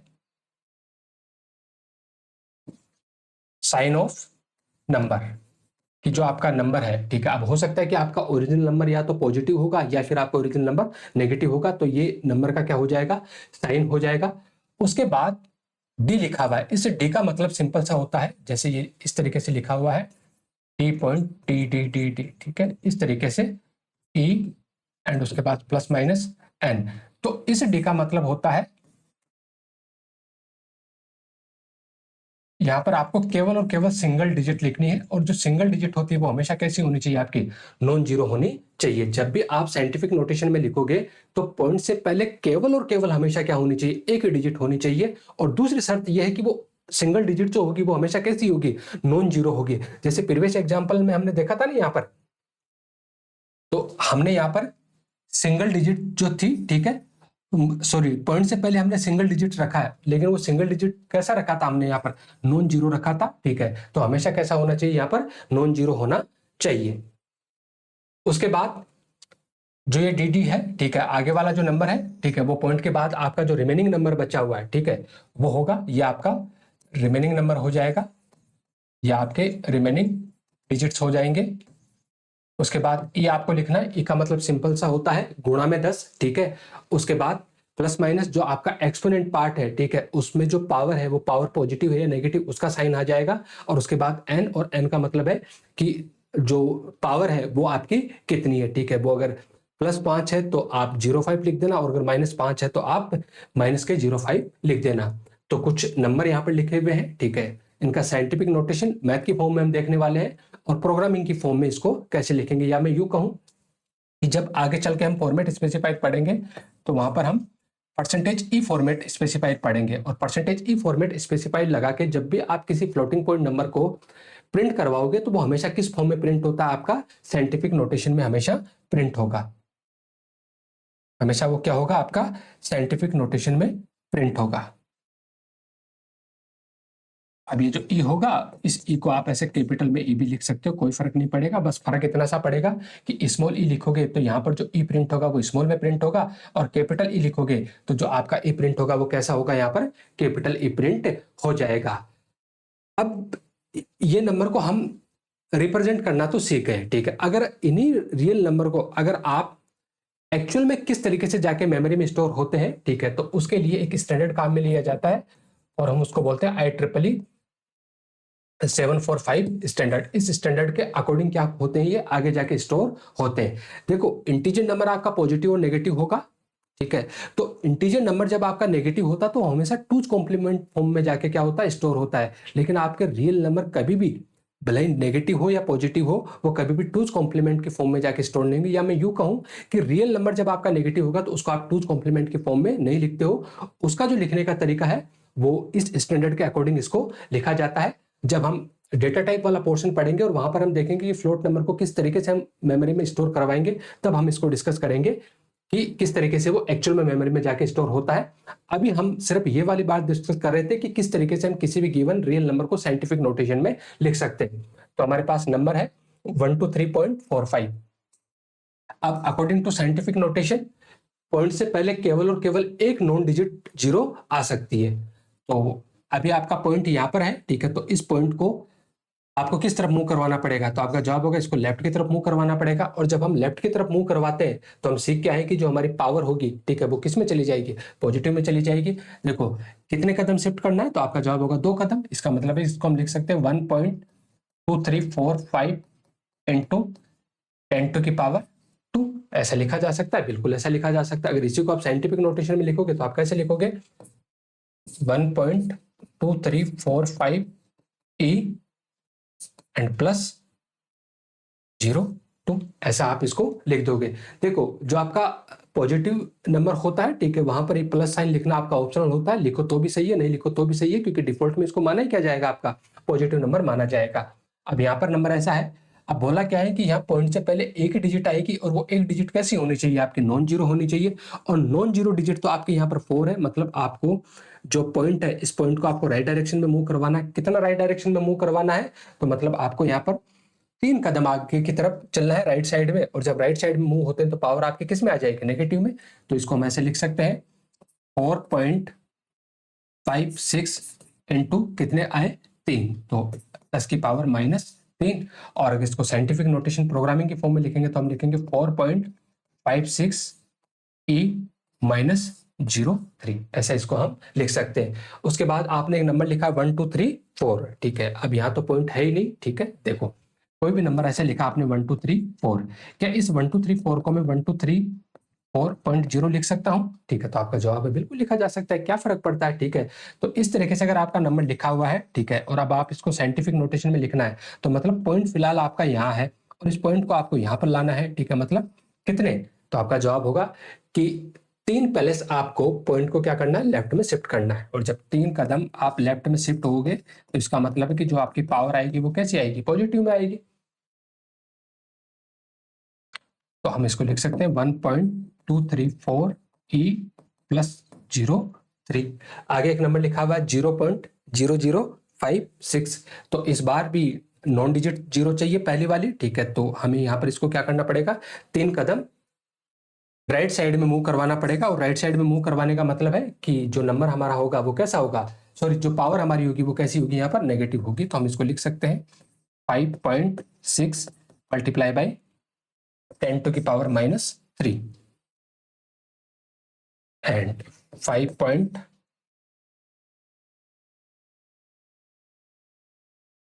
5.6 e -03। और आखिरी में आपके पास एक नेगेटिव नंबर है -78.9। अब कोई फर्क नहीं पड़ता कि आपका नंबर पॉजिटिव है या नेगेटिव है, ठीक है। आपको तो बस ये ध्यान रखना है कि पॉइंट से पहले एक डिजिट आएगा और वो कैसा होगा, नॉन जीरो होगा। जो पॉइंट है आपका लेफ्ट में जाएगा कि राइट में, तो जवाब होगा लेफ्ट में मूव होगा। मतलब -7.89 कितने कदम, तो आपने बोला एक, मतलब 10⁻1 लेफ्ट में गया है तो पावर आपकी पॉजिटिव होगी। और फाइनली इसको लिखोगे तो -78.89 e⁻01। तो इस तरीके से आप क्या कर सकते हो, किसी भी गिवन रियल नंबर को आप साइंटिफिक नोटेशन में रिप्रेजेंट कर सकते हो। और फ्लोट क्यों बोलते हैं, रियल नंबर को फ्लोटिंग पॉइंट नंबर क्यों बोलते हैं, क्योंकि वहां पर जो वहां पर जो पॉइंट होता है उस पॉइंट को हम क्या करवा सकते हैं, मूव करवा सकते हैं। और देखो ये बात हमने बहुत अच्छे से समझ ली, ठीक है, कि नंबर हमारे पास ये था, ठीक है, और हम इस तरीके से पॉइंट को क्या करवा सकते हैं, मूव करवा सकते हैं, मतलब इसको हम फ्लोट करवा सकते हैं, ठीक है। नाउ कैरेक्टर कांस्टेंट, तो कैरेक्टर कांस्टेंट सिंपल सी बात होती है, कोई भी सिंगल कैरेक्टर है अगर उसको सिंगल कोट्स में बंद कर रखा है, देख सकते हैं कि ये single character,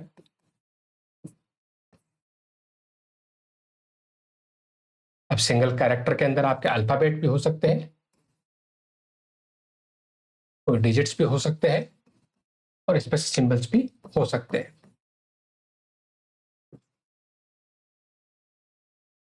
single character enclose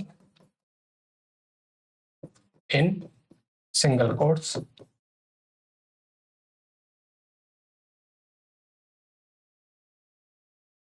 called character constant. ठीक है, जैसे एग्जांपल के लिए हम लिखें तो एग्जांपल में हम दे सकते हैं कि जैसे आपने लिखा है a@9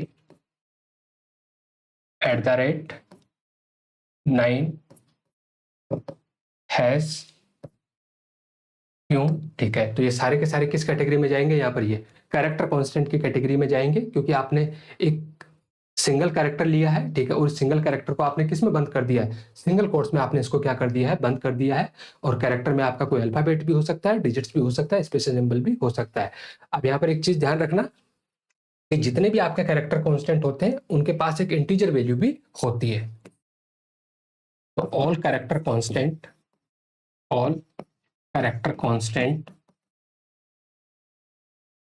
also have an integer value, और उसको क्या बोलते हैं हम, नोन एज ASCII वैल्यू। उसको हम क्या बोलते हैं यहाँ पर, ASCII वैल्यू बोलते हैं। ठीक है, और ASCII का फुल फॉर्म आपको भली भांति पता होगा, हम लिखते हैं American code for information interchange. ठीक है, जैसे ये अमेरिका वालों का ASCII है, वैसे इंडिया वालों का इसकी भी होता है। ठीक है, और इसका फुल फॉर्म होता है Indian script code for information interchange.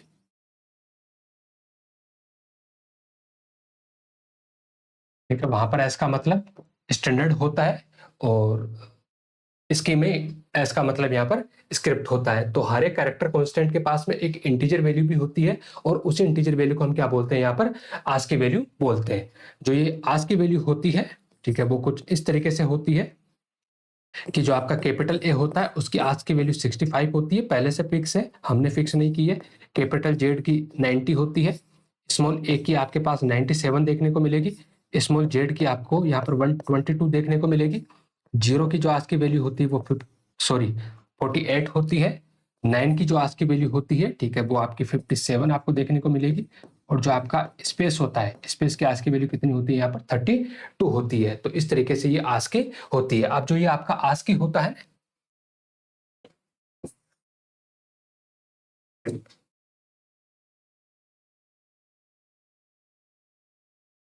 ठीक है, ये दो तरह का होता है। ठीक है, पहला जो ASCII होता है वो 7 बिट ASCII होता है, और दूसरा वाला जो ASCII होता है वो 8 बिट ASCII होता है, और इसको हम कई बार एक्सटेंडेड ASCII भी बोलते हैं।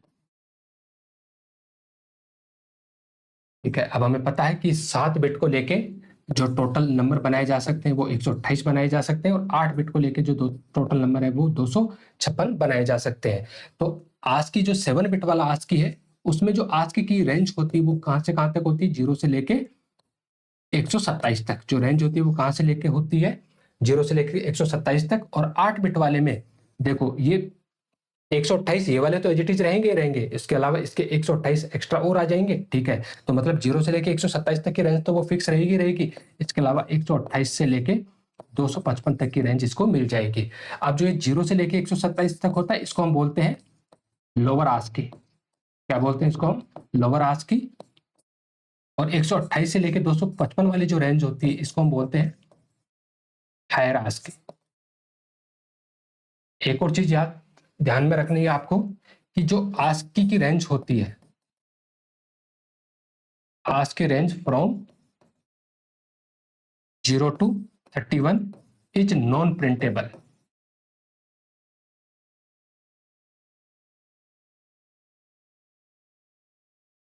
वो कैसी होती है आपकी, नॉन प्रिंटेबल होती है, आप इसको प्रिंट नहीं करवा सकते। कहां से कहां तक, 0 से लेकर 31 तक की जो ASCII होती है वो कैसी रहेगी आपकी, नॉन प्रिंटेबल ASCII होती है। उसके बाद 32 से लेके आगे जो भी होगा उसको आप क्या करवा सकते हो, यहाँ पर प्रिंट करवा सकते हो। तो स्पेस की जो आज की वैल्यू होती है वो कहाँ से शुरू होती है, जहां पर आपके नॉन प्रिंटेबल कैरेक्टर का एंड होता है वहां से आपका स्पेस शुरू हो जाएगा। बाकी कैपिटल ए आपका 65 है तो ऐसे कैपिटल बी कितना हो जाएगा आपका 66। इस तरीके से रेंज चलती है। स्मॉल ए अगर आपका 97 है तो स्मॉल बी कितना हो जाएगा आपका 98 हो जाएगा। जीरो आपका 48 है तो 1 आपका 49 हो जाएगा, 2 आपका 50 हो जाएगा। इस तरीके से सिलसिला चलता रहेगा। दो तरह का आस्की होगा, 7 bit ASCII, 8 bit ASCII. 7 bit ASCII में जो टोटल डिजिट्स होंगे वो 128 बनाए जा सकते हैं, 8 बिट में 256 बनाए जा सकते हैं। 128 की जो रेंज होगी वो 0 से लेके 127 तक होगी, जिसको आप लोअर आस्की बोलते हो। अब लोअर आस्की तो इसमें एजिटिज रहेगी, ठीक है। उसके आगे 128 से लेके 255 तक की जो रेंज होती है उसको आप क्या बोलते हैं, यहाँ पर हायर आस्की बोलते हो। अब ये कैरेक्टर कांस्टेंट में एक बात आपको और पता होनी चाहिए, जिसको आप क्या बोलते हो, बैकस्लैश कांस्टेंट, ठीक है। अब बैकस्लैश जो कांस्टेंट होते हैं उनको बोला इसलिए बैकस्लैश कांस्टेंट जाता है कि वो किससे स्टार्ट होते हैं, बैकवर्ड स्लैश से। किससे स्टार्ट होते हैं, बैकवर्ड स्लैश से। देखो ये वाला फॉरवर्ड स्लैश होता है और इसको आप क्या बोलते हो, यहाँ पर बैकवर्ड स्लैश बोलते हो। तो C define several backslash character constant which are use for special purpose, ठीक है, जिनका जो मतलब होता है वो स्पेशल होता है, ठीक है। The length of this constant are two character but they are treated as single character। हाँ ऑफ कोर्स इनकी जो लेंथ होगी वो कितने कैरेक्टर की हो जाएगी, 2 कैरेक्टर की हो जाएगी। जैसे पहला आपका बैकस्लैश है और उसके बाद अगर आपने एन लिखा है, लेकिन फिर भी इसको किसकी तरह ट्रीट किया जाता है, कैरेक्टर कांस्टेंट की तरह ट्रीट किया जाएगा, ठीक है। आमतौर पे होगा क्या कि जब एक से ज्यादा कैरेक्टर होते हैं तो हम उसको क्या बोलने लग जाते हैं, स्ट्रिंग बोलने लग जाते हैं। बट स्पेशल केस है, जितने भी बैकस्लैश कांस्टेंट है they are treated as character constant and the backslash constant are also known as escape sequence character. इनका जो दूसरा नाम होता है उसको हम क्या बोलते हैं, एस्केप सीक्वेंस कैरेक्टर बोलते हैं। और एस्केप सीक्वेंस कैरेक्टर का मतलब ये होता है कि जैसे ही बैकस्लैश मिलेगा उसी टाइम पे ये कंपाइलर को ये वाली इंफॉर्मेशन देते हैं कि आपको क्या करना है, आगे वाले को एस्केप करना, मतलब जो नॉर्मल मीनिंग है उस नॉर्मल मीनिंग को आपको छोड़ना है। अब यहां पर क्या होगा, इसका स्पेशल मीनिंग निकाला जाएगा। या मैं यूं कहूं कि जैसे कहीं पर भी आप डबल कोट्स आप लिखते हो तो डबल कोट्स लिखने का मतलब है कि या तो आपकी स्ट्रिंग शुरू हो रही है या आपकी स्ट्रिंग क्या हो रही है, एंड हो रही है। लेकिन जैसे आपने बैकस्लैश डबल कोट्स लिखा, इसका मतलब है कि भैया इसको अब क्या मानना, आपको डबल कोट्स ही मानना है, स्ट्रिंग की तरह इसको ट्रीट नहीं करवाना है। तो ये काम होता है आपके एस्केप सीक्वेंस कैरेक्टर का। अब कुछ एक्सेप्ट सीक्वेंस कैरेक्टर यहाँ पर लिख रखे हैं, बैकस्लैश कांस्टेंट यहाँ पर लिख रखे हैं, कुछ नहीं भी लिख रखे हैं। कुछ इनमें से जब आप प्रैक्टिकल इंप्लीमेंट करोगे तो उनका इफेक्ट आपको देखने को मिलता है, कईयों का इफेक्ट आपको देखने को नहीं मिलता। बहरहाल आपको ये पता होना चाहिए कि जब आप बैकस्लैश एन का यूज करते हो तो इसका काम होता है कि कर्सर जहां पर भी होता है उसको अगली लाइन में क्या कर देता है, ये मूव कर देता है। जैसे मान के चलो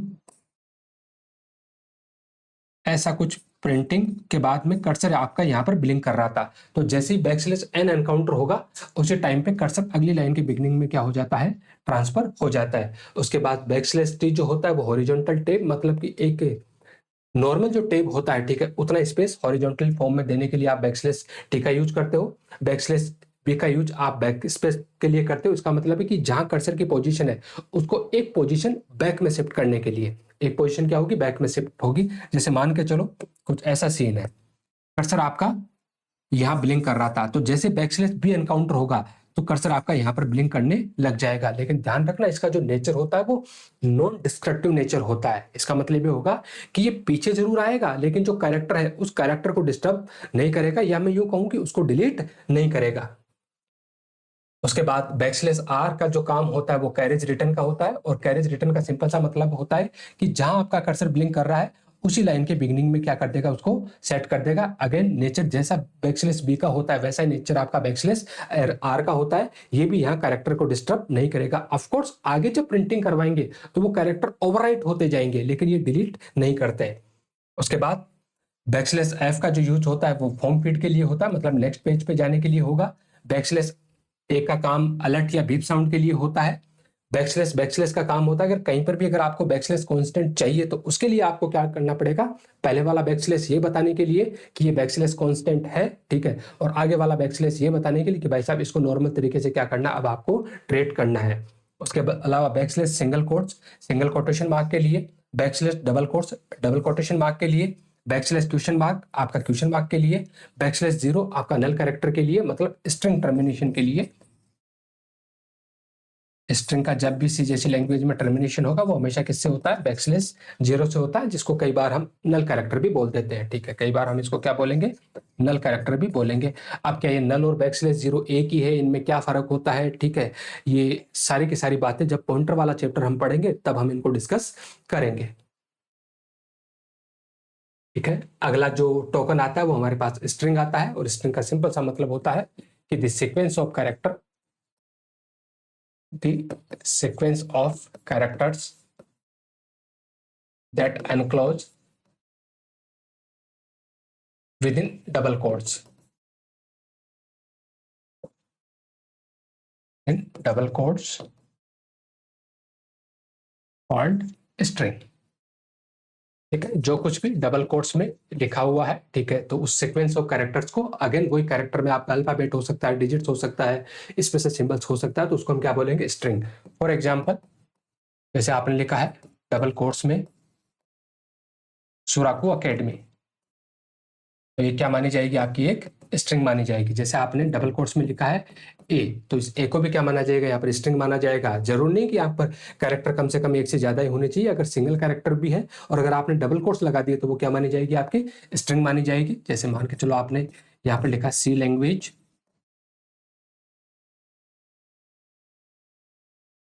लेक्चर 2, ठीक है, तो इसको भी आप क्या बोलोगे, यहाँ पर स्ट्रिंग बोलोगे। जो कुछ भी है डबल कोट्स में लिखा हुआ है तो वो स्ट्रिंग माना जाएगा।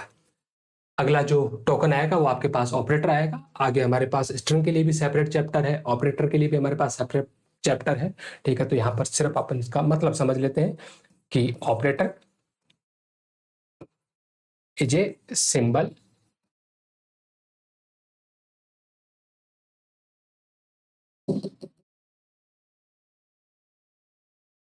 With predefined meaning.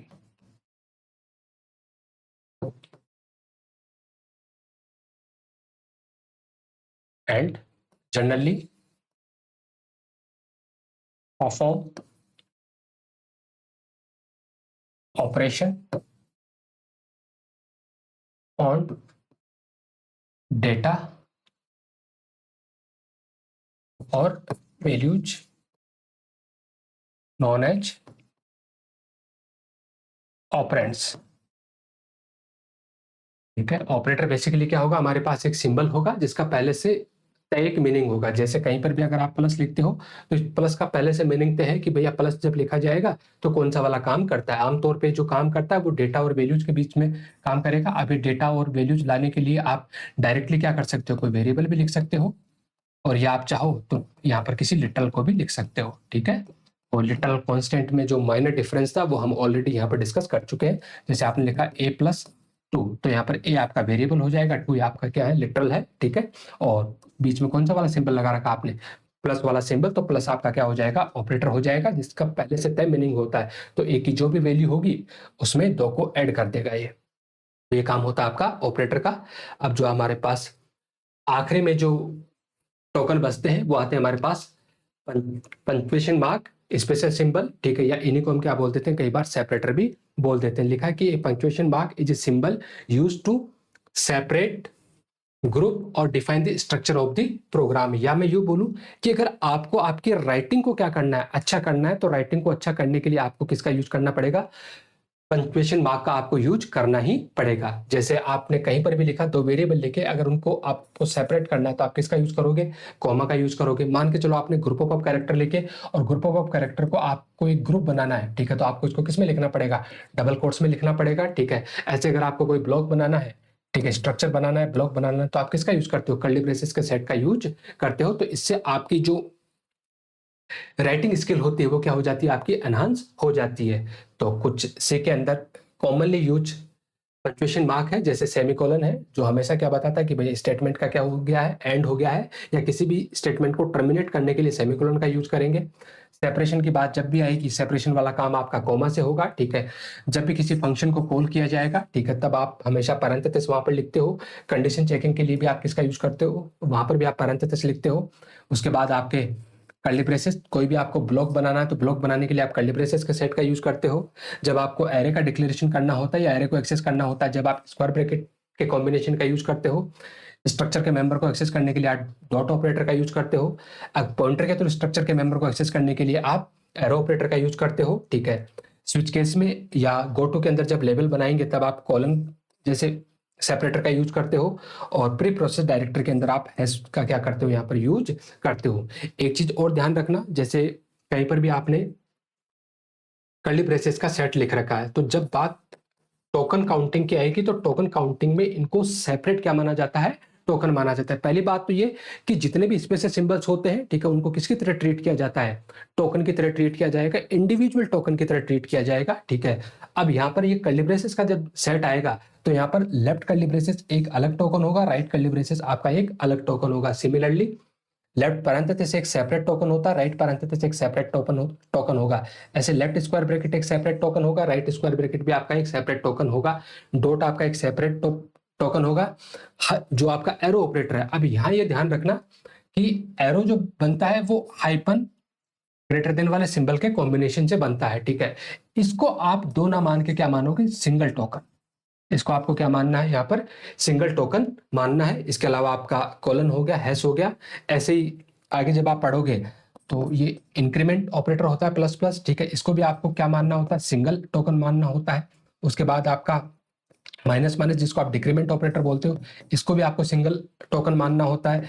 Less than equal to single token, greater than equal to single token, इस तरीके से इनको ट्रीट करना होता है। भले ही इनका जो सिंबल्स आ रहे हैं वो दो आ रहे हैं, लेकिन ये स्पेशल केस होते हैं जहां पर इनको क्या करना होता है, सिंगल की तरह ट्रीट करना होता है। जबकि ब्रेसेस जब आएंगे, ठीक है, तो वो लेफ्ट वाला अलग काउंट होता है और राइट वाला अलग काउंट होता है। तो अगली क्लास में हम टोकन काउंटिंग को सीखने वाले हैं कि सवाल में हमें एक कोई स्टेटमेंट होगा या पूरा कोड भी हो सकता है, और ये पूछ सकता है कि बताओ इस कोड में टोटल नंबर ऑफ टोकन कितने हैं, ठीक है। सवाल बहुत आसान होता है, अगर दो चार नियम आपको पता हो तो फिर ऐसे सवाल कभी भी गलत नहीं होते। अंत तक रुके, उसके लिए धन्यवाद आपका। फिर भी कोई शिकायत सुझाव हो तो आप कमेंट बॉक्स की तरफ जरूर जाइए।